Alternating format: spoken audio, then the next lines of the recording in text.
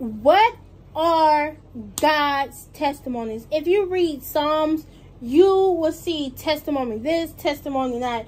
And now we may say that the testimonies are the 10 Commandments, and maybe that is true to a certain extent. But now let's let the Bible define the Bible. So first I'm going to provide the context, and then it's going to be the answer. So we're going to jump into Deuteronomy chapter 4, and we're going to go to 5.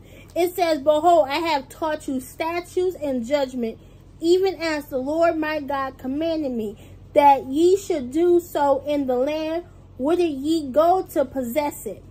Keep therefore and do them, for this is your wisdom and your understanding in the sight of the nations, which shall hear all these statutes and say, surely this great nation is wise and understanding. For what nation is there so great, who has God so nigh unto them, as the Lord our God is in all things that we call upon him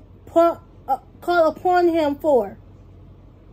I'm going to read 8 as well. It says, "And what nation is there so great that has statutes and judgment so righteous as all this law which I have set before you this day?"